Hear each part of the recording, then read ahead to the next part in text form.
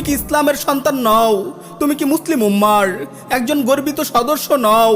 তুমি কি মোহাম্মদ বিন কাসিম আর তারিক বিন জিয়াদের উত্তরসূরি নও? তুমি বীর সালাহুদ্দিন আইয়ুবী আর সুলতান মাহমুদ গজনবীর রুহানি সন্তান নও? তুমি সৈয়দ আহমদ শহীদ রাহিমাহুল্লাহর রুহানি সন্তান নও? তুমি কি জানো না তোমাদের প্রথম কিবলা বাইতুল মাকদিস আজ অভিশপ্ত ইহুদিদের পদতলে পিষ্ট হচ্ছে?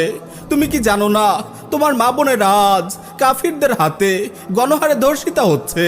তুমি কি দেখছো না আরাকানে কিভাবে গোটা একটি মুসলিম সম্প্রদায়কে নিশ্চিহ্ন করে ফেলা হয়েছে? পূর্ব তুর্কিস্তানে তোমার উইঘুর ভাই বোনদের কিভাবে তিলে তিলে নিঃশেষ করে দেয়া হচ্ছে? কাশ্মীরে কিভাবে তোমার ভাই বোনদের উপর জুলুম নির্যাতনের স্টিম রোলার চালানো হচ্ছে? তুমি কিভাবে ফালতু কিছু ফুটবল ম্যাচ নিয়ে এতটা উল্লাসিত হতে পারো? প্রথম কিবলা বাইতুল মাকদিসের কথা কি তোমার মনে পড়ে না?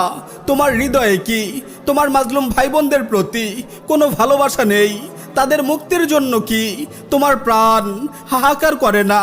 নাকি কাফির খেলোয়াড়দের ভালোবাসায় তুমি পাগল হয়ে গেছো, মানসিক ভারসাম্য হারিয়ে ফেলেছো? আমার ভাই, তুমি কি বুঝতে পারছো না এসব ওয়ার্ল্ড কাপ মূলত তোমার মতো মুসলিম যুবকদের শয়তানি কাজে আটকে রাখার কৌশল?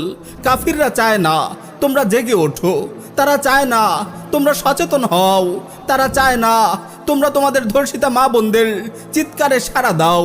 তারা চায় শয়তানি বিশ্বকাপের উল্লাসে তোমরা মত্ত হয়ে যাও, তোমরা আল্লাহকে ভুলে যাও, নামাজকে ভুলে যাও, মাজলুম উম্মার কথা ভুলে যাও, তোমরা তাদের হাতের পুতুলে পরিণত হও।